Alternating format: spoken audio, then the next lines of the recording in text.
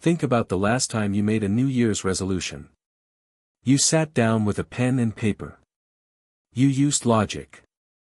You wrote, I am going to stop eating sugar, I am going to wake up at 5 a.m., and I am going to save 20% of my income. Your logic was flawless. Your intentions were pure. So why, 3 weeks later, were you eating a donut at 8 a.m., having hit the snooze button 4 times, with a drained bank account? If you are a purely rational creature, if your mind is a single, unified command center, why is it so incredibly hard to control your own behavior? Welcome to the Book Vault, the essence of every of the happiness hypothesis, finding modern truth in ancient wisdom by social psychologist Jonathan Haidt. For thousands of years, philosophers and religious leaders have offered maxims about how to live a good life. Buddha said, our life is the creation of our mind. Shakespeare said, there is nothing either good or bad, but thinking makes it so. Are these ancient quotes actually true?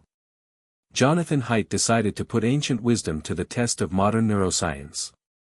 What he found is that the human mind is not a single, rational driver steering a car. The human mind is a tiny, exhausted rider sitting on top of a 6-ton, emotionally driven, primal elephant. Over the next 3 sessions, we are going to bridge the gap between ancient philosophy and modern psychology.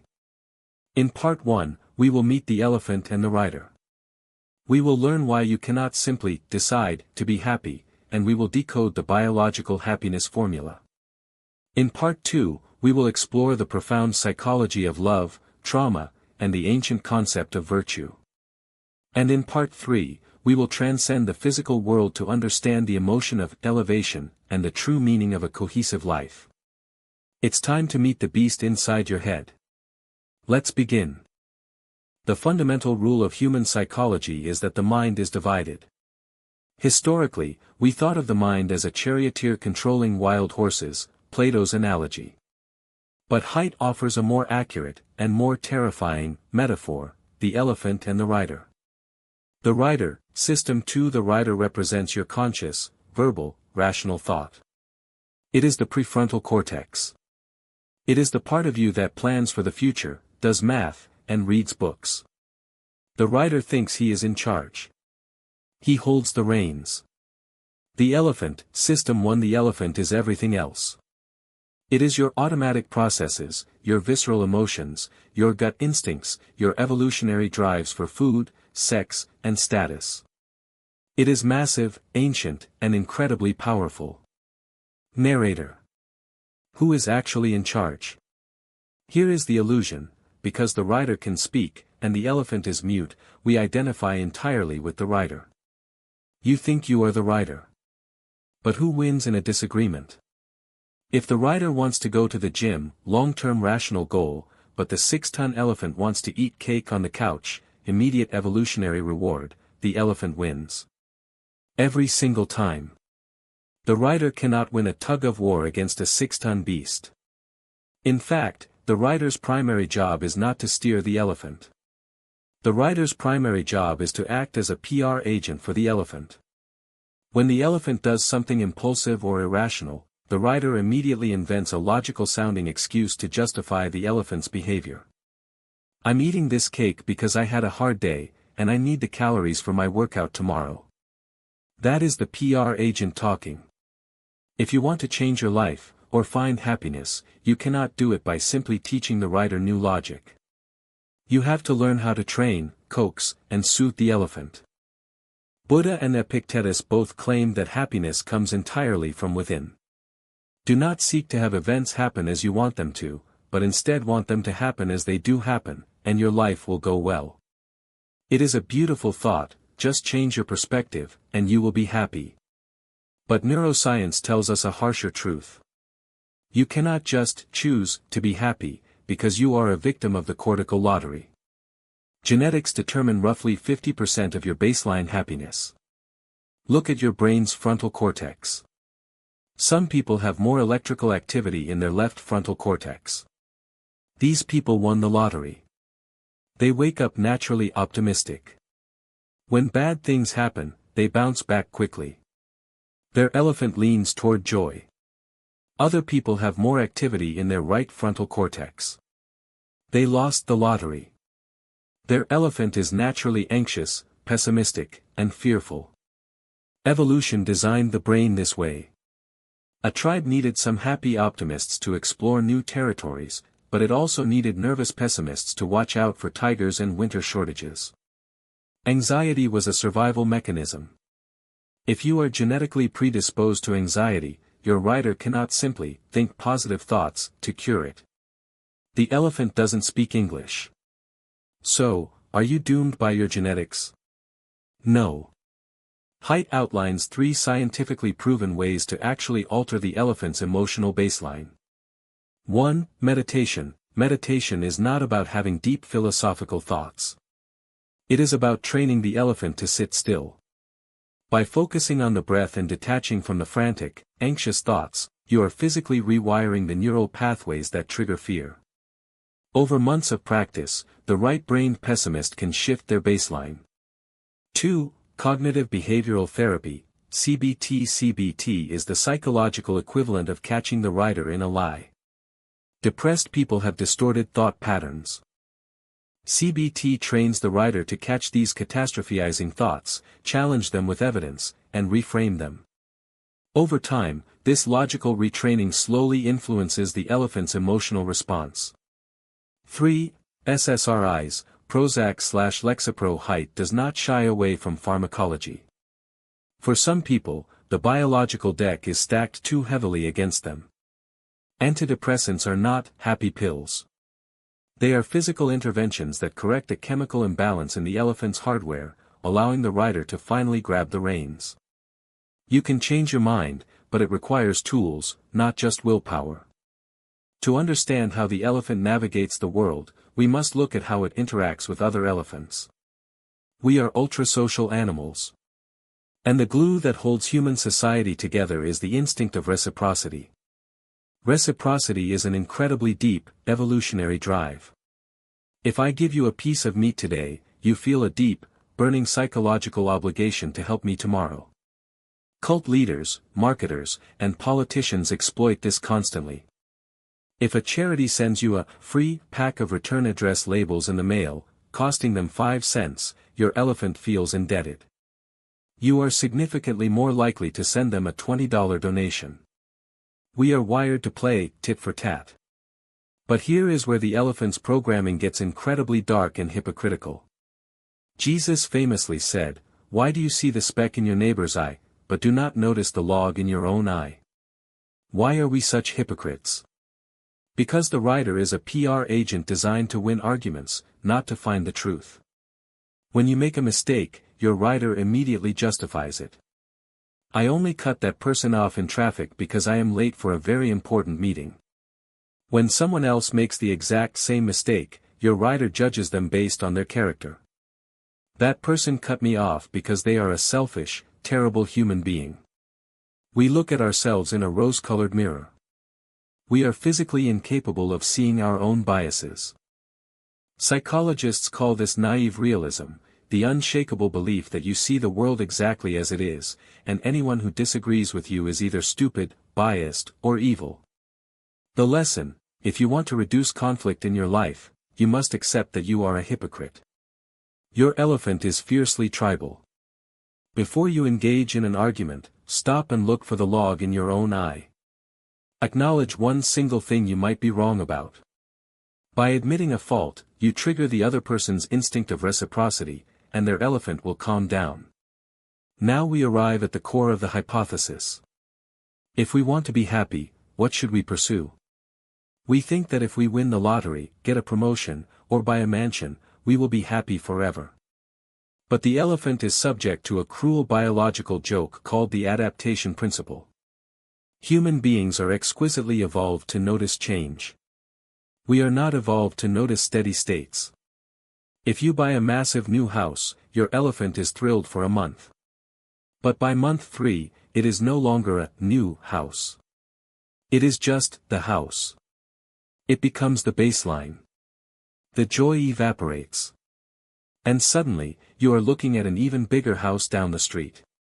Evolution designed you to adapt. If you stayed euphoric forever after finding a berry bush, you would stop hunting and starve to death. The brain must turn off the happiness to keep you striving. Furthermore, we are subject to the progress principle. Shakespeare wrote, "Things won are done, joy's soul lies in the doing." Neuroscience backs this up. The dopamine hit comes from taking the steps toward a goal, not from achieving the goal itself. When you finally graduate, or cross the finish line, you feel a brief burst of relief, and then an immediate emptiness. Is that it? The joy was in the pursuit. Because of the hedonic treadmill, ancient philosophers like Buddha and the Stoics concluded that the external world is a trap. Happiness, equals your S, biological set point, the cortical lottery, plus C, conditions of your life, plus V, voluntary activities. We know we can't easily change our set point. And we know that many conditions, like buying a nicer car or getting a bigger salary, are subject to the adaptation principle. We just get used to them. So, are there any conditions, C, that we don't adapt to? Yes. There are certain external factors that the elephant never gets used to. If you fix these, your happiness will permanently increase. 1. Noise. You never adapt to chronic, unpredictable noise. If you live next to a busy highway or an airport, it triggers your sympathetic nervous system every single day. It chronically elevates cortisol. Pay the money to move somewhere quiet. 2. Commuting. If you buy a huge mansion in the suburbs but have to sit in gridlock traffic for 90 minutes every day, you will be miserable. We adapt to the big house. We never adapt to the stress of traffic. Take a smaller house closer to work. 3. Lack of control. If your job is highly demanding but you have zero autonomy over how to do it, your elephant is in a state of chronic panic. Humans need a sense of agency to be happy. 4. Shame. If there is something about your physical appearance or life that causes you daily, deep shame, you do not easily adapt to it. Haidt notes that people who get cosmetic surgery for a feature they are deeply ashamed of actually do report lasting increases in happiness. 5. Relationships. This is the ultimate external factor. We never adapt to bad relationships, and we never adapt to loneliness. A chronic conflict with a spouse or a boss is a daily poison. A deep, connected friendship is a daily nutrient. Buddha was wrong. Happiness does not come entirely from within. Happiness is a formula. You must optimize your external conditions, engage in voluntary activities that induce flow, and accept the biological limits of your set point. You are a tiny, logical rider desperately trying to steer a 6-ton, emotional elephant. We learned that the elephant is largely driven by genetics, that it adapts to almost all external wealth, and that it is fiercely hypocritical. But if we stop there, we are missing the most important piece of the elephant's programming. The elephant is not a solitary creature. It is a herd animal. Philosophers like Jean-Paul Sartre famously declared, "Hell is other people." Modern science strongly disagrees. Science says, other people are the only heaven we have. In this session, we are going to explore the profound, messy reality of human connection. We will dismantle the Hollywood myth of passionate love, a myth that destroys millions of marriages. We will dive into the crucible of trauma, testing the famous quote, "What doesn't kill you makes you stronger." Is it actually true? Or is it just a bumper sticker? And finally, we will resurrect the ancient, forgotten technology of virtue, discovering why modern morality is making us miserable. Let's look at how the elephant connects to the world. For a long time in the 20th century, psychology was dominated by behaviorists like B.F. Skinner. They believed love was just a mechanical transaction. They told mothers, "Do not hug your children too much. You will spoil them. A child only loves its mother because the mother provides milk." Then, a psychologist named Harry Harlow conducted a brutal but revolutionary experiment with infant rhesus monkeys. Harlow took infant monkeys away from their mothers and placed them in a cage with 2 artificial surrogates. One was the wire mother. It was made of cold, jagged wire, but it had a bottle of milk. The other was the cloth mother. It was made of soft terry cloth over warm light bulbs, but it had no food. According to the behaviorists, the monkeys should have bonded with the wire mother, because she provided the calories for survival. But they didn't. The infant monkeys clung desperately to the cloth mother. They would only reach over to the wire mother for a quick sip of milk, and then immediately return to the soft cloth.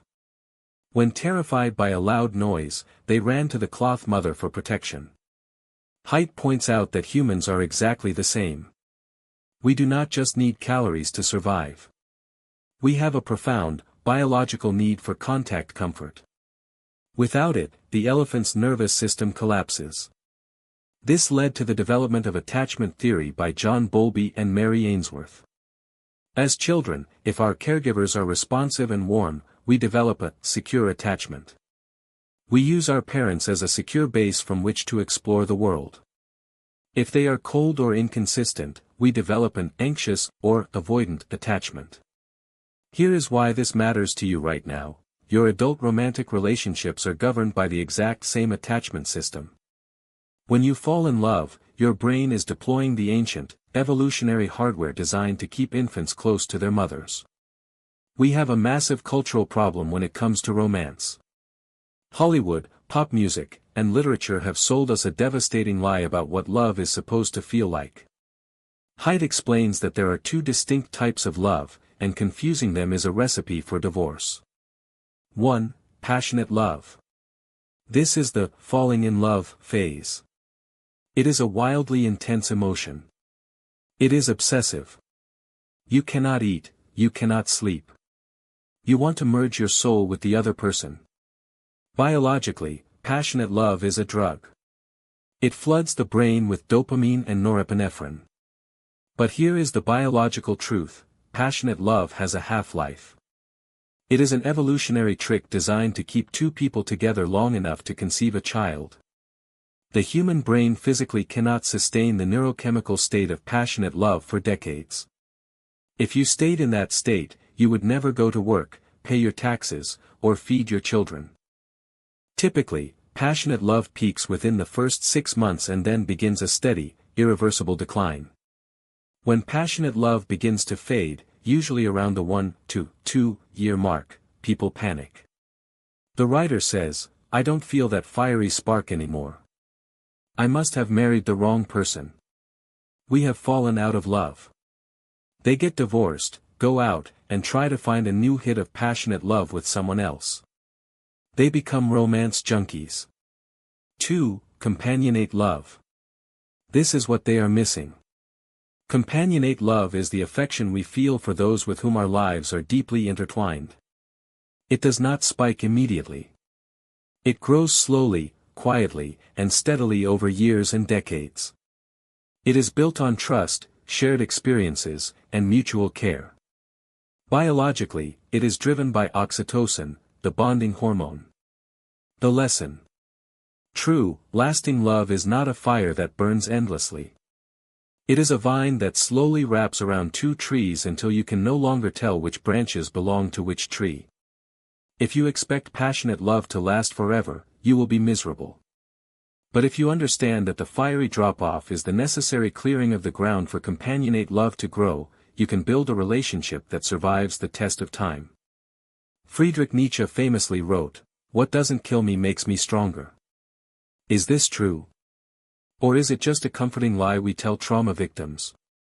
Haidt investigates the science of suffering and introduces the concept of post-traumatic growth, PTG. When researchers study people who have gone through horrific adversity, cancer diagnoses, the loss of a child, severe accidents, or war, they find something astonishing. Yes, many people suffer from post-traumatic stress disorder, PTSD. But a vast number of people actually report that the trauma changed them for the better. They report 3 specific areas of growth. The revelation of hidden strengths: you don't know how strong you are until you are forced to be. Surviving the unsurvivable permanently alters your self-concept. The deepening of relationships: trauma acts as a brutal filter. The fake friends disappear. The true friends step up. You realize exactly who loves you. The alteration of priorities, facing death instantly vaporizes trivial anxieties. You stop caring about office politics and start caring about sunsets, family, and meaning. Haidt proposes the weak and strong adversity hypotheses. The weak hypothesis says that adversity can give us a new perspective. This is obviously true. The strong hypothesis says that you must experience adversity to reach the highest levels of strength, fulfillment, and personal development. Haidt believes the strong hypothesis is true, but with a massive caveat. Adversity does not automatically make you stronger. If the trauma is too severe, or if it happens to a young child whose brain is not fully developed, it can simply shatter them. The magic window for post-traumatic growth is typically in your late teens to early 30s. This is the period when the writer is actively trying to construct a life narrative. For trauma to turn into growth, the writer must be able to engage in sense-making. The writer has to take the horrific, chaotic event and weave it into a story of redemption. I lost my business, which was terrifying, but it forced me to realize my true passion was teaching, and now I am happier than ever. If you cannot make sense of the trauma, if it remains a senseless, random act of cruelty in your mind, it will not make you stronger. The elephant suffers the blow. But the writer writes the story. To heal, you must write a story of redemption. How do we become good people? If you ask a modern philosopher, they will likely give you a complex ethical puzzle. If a train is heading toward 5 people, and you can pull a lever to divert it to kill 1 person, what do you do? How do we become good people? If you ask a modern philosopher, they will likely give you a complex ethical puzzle. If a train is heading toward 5 people, and you can pull a lever to divert it to kill 1 person, what do you do? Modern morality is obsessed with quandaries. It focuses on the writer. It tries to figure out universal, logical rules, like Kant's categorical imperative or utilitarianism, that you can apply to tricky situations. Haidt argues that modern morality is a massive failure because it completely ignores the elephant. Look at the ancients. Aristotle, Buddha, and Confucius didn't care about train puzzles. They cared about character. They practiced virtue ethics. Aristotle understood that you do not become a good person by memorizing rules. You become a good person by practicing habits. Virtue is not a decision, it is a reflex. If you want to be courageous, you do not sit in a room and logically deduce the definition of courage. You go out and perform small acts of bravery until courage becomes a habit. You train the elephant. Benjamin Franklin famously created a chart of 13 virtues, temperance, silence, order, resolution, etc., and tracked his daily progress. He wasn't trying to solve moral dilemmas, he was trying to chisel his own character, day by day, like a sculptor.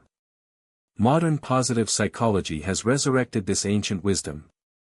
Instead of fixing what is broken, positive psychologists focus on what is strong. They identified 24 universal character strengths, things like curiosity, kindness, gratitude, bravery, and humor.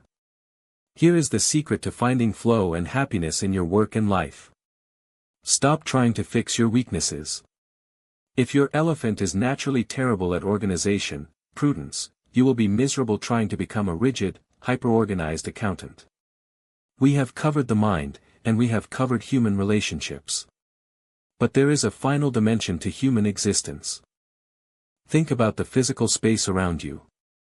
If you only move forward and backward, or left and right, you are living in flatland. You are missing the z-axis. You are missing up and down. Jonathan Haidt argues that human psychology also has a z-axis. We understand horizontal relationships, how close or distant we are to a friend. We understand vertical hierarchy, who is the boss and who is the employee. But there is a third dimension that ancient philosophers understood perfectly, and modern secular society has largely forgotten. It is the dimension of divinity. In this explosive finale of the happiness hypothesis, we are going to look up. We will learn about the physical, biological emotion of elevation, what happens to your body when you witness moral beauty. We will discover why human beings are both chimpanzees and bees, and how to trigger your hive switch. And finally, we will answer the ultimate question: what does it mean to live a life of meaning? We will decode the concept of cross-level coherence. For decades, psychology focused entirely on negative emotions. We mapped out fear, anger, and sadness. One of the most powerful negative emotions we mapped was disgust. Disgust is an evolutionary safeguard. If you see rotting meat or feces, your upper lip curls, you physically recoil, and you feel a sensation of sickness in your gut. Disgust keeps you away from pathogens. It keeps you alive. But Jonathan Haidt asked a fascinating question: if disgust is the emotion that pulls us downward, away from impurity, what is the biological opposite? What is the emotion that pulls us upward? He coined a term for it: elevation. Have you ever watched a video of a stranger rescuing a dog from a frozen river? Have you ever seen someone give their own coat to a homeless person in a blizzard? Think about what happens to your body in that exact moment. You don't just think it is nice. You feel a physical sensation. That is the emotion of elevation. When we witness acts of extreme moral beauty, courage, or compassion, our vagus nerve is stimulated. Our brain releases oxytocin, the hormone of love and bonding. Elevation shuts down the selfish, cynical rider, and it floods the elephant with a desire to connect. The lesson: if you feel empty, if you feel cynical about the world, you are starving your elephant of elevation. You cannot find happiness simply by avoiding disgust. You must actively seek out moral beauty. Read biographies of great heroes. Watch documentaries about people who sacrificed everything for a cause. Surround yourself with people who act with exceptional kindness. Elevation is the psychological nutrient that makes the soul grow. To understand why elevation feels so good, we have to look at our evolutionary ancestors. Biologically, we are primates. We share 98% of our DNA with chimpanzees. Chimpanzees are fiercely hierarchical, deeply selfish, and constantly fighting for status and mating rights. When you are fighting for a promotion, arguing in traffic, or feeling jealous of a neighbor's new car, you are a chimp. But Haidt points out that humans have a second nature. We underwent a rare evolutionary process called multi-level selection. We are not just chimps. We are also bees. Bees are ultra-social. A single bee is nothing, the hive is everything. Bees will gladly die to protect the colony. They move as a single, unified organism. Human beings have a hive switch in our brains. Most of the time, the switch is off. We walk around as chimps, worrying about our individual bank accounts and our individual egos. But under the right conditions, the switch flips. The borders of the self dissolve, and you merge with the group. You become a bee in a hive. How do we flip the switch? Through synchrony. Think about a massive stadium concert. 50,000 people singing the exact same lyric at the exact same time. Think about a religious choir singing in perfect harmony. Think about soldiers marching in lockstep. Think about a massive rave, where thousands of people are dancing to the exact same pulsing beat.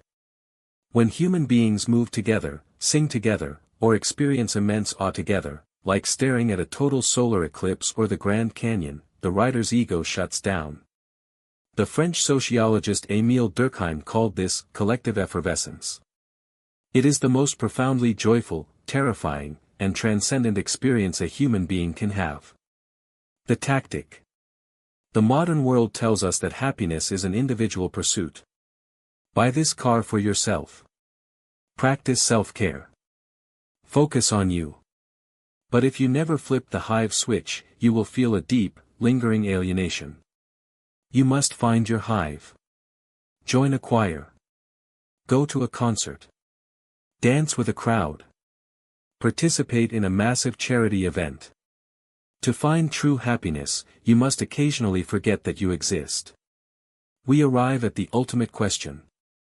It is the question philosophers have debated for millennia. What is the meaning of life? Haidt brilliantly reframes this. He says that asking, "What is the meaning of life?" is a bad question. It is like asking, "What is the color of Tuesday?" It doesn't make sense. Instead, we should ask, what is meaning within life? How do we make the years we have on this planet feel purposeful? It starts with how you view your daily labor. Psychologists have found that people generally have one of three orientations toward their work. A job, you do it purely for the paycheck. You watch the clock. You live for the weekend. A career, you do it for advancement. You want the promotion. You want the status. You want to beat your rivals. You are a chimp. A calling, you do it because the work itself is intrinsically rewarding. You feel that your work contributes to the greater good. Even if you won the lottery, you might still do it. How do you turn a job into a calling? Through vital engagement. Vital engagement is a psychological state where two things intersect, flow and meaning. Flow is the state of total immersion. It is when the challenge of the task perfectly matches your skill level. You lose track of time. But flow alone is not enough. Playing a video game for 6 hours produces flow, but it does not produce meaning. Meaning happens when your flow state is connected to something larger than yourself. A surgeon performing a complex operation is in flow, but she also knows she is saving a life, meaning. That is vital engagement. You do not need to be a surgeon to find it. A janitor in a hospital who believes his meticulous cleaning prevents infections and saves lives has turned a job into a calling. He has found vital engagement. We have reached the pinnacle of the happiness hypothesis. If there is one master theory, one ultimate formula for a meaningful life, it is the concept of cross-level coherence. To understand this, you must understand that human beings exist on multiple levels simultaneously. The physical level, your biology, your neurons, your hormones. The psychological level, your rider and your elephant. Your conscious thoughts and your emotional drives. The socio-cultural level, your family, your religion, your culture, and the societal institutions around you. Most people live in a state of deep incoherence. Imagine a corporate lawyer. At the socio-cultural level, her culture tells her that being a wealthy partner at a law firm is the ultimate definition of success. At the psychological level, her rider believes this is true, but her elephant is exhausted, anxious, and hates the brutal competition. At the physical level, she is surviving on 4 hours of sleep, copious amounts of caffeine, and anti-anxiety medication. Her body is shutting down. She is incoherent. The levels are grinding against each other. The friction is tearing her apart. She has money, but she has no joy. Now, imagine the opposite. Imagine a master violinist. At the physical level, his hands have developed thick calluses, and his neural pathways are perfectly optimized for music. At the psychological level, his rider has disciplined his schedule, and his elephant loves the visceral thrill of performing. At the socio-cultural level, he plays in a symphony orchestra, surrounded by a community that reveres music, bringing joy to an audience that values his art. He has achieved cross-level coherence. His biology, his psychology, and his culture are all perfectly aligned. The gears are turning seamlessly. When you achieve coherence, life stops feeling like a struggle.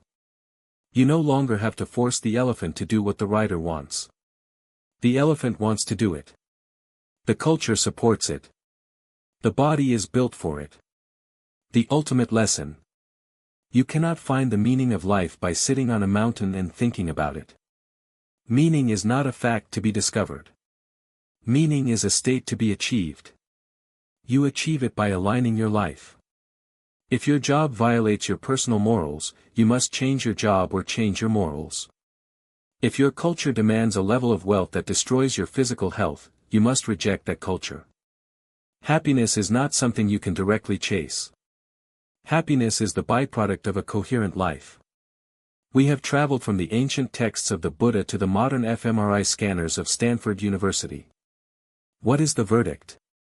Who was right? Jonathan Haidt concludes that both the ancients and the moderns had half of the truth. The ancients, the East, were right about the mind. Buddha and Epictetus were right that the mind is a wild elephant. They were right that attachment to trivial, external status causes endless suffering. They were right that you must train the mind through meditation, acceptance, and virtue to find peace. But the moderns, the West, were right about the world. We are not meant to completely detach from reality.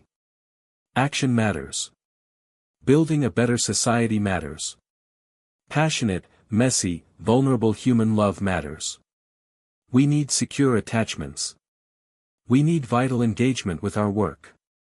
The happiness hypothesis is the synthesis of yin and yang. Happiness comes from between. It comes from getting the right relationship between yourself and others. It comes from getting the right relationship between yourself and your work. And it comes from getting the right relationship between your rider and your elephant. You are a chimp, and you are a bee. You are a rational philosopher, and you are a primal beast. Do not hate the beast. Do not try to kill the elephant. Speak to it gently. Train it with patience. Surround it with a community of love. Put it in a field of vital engagement. And then, drop the reins.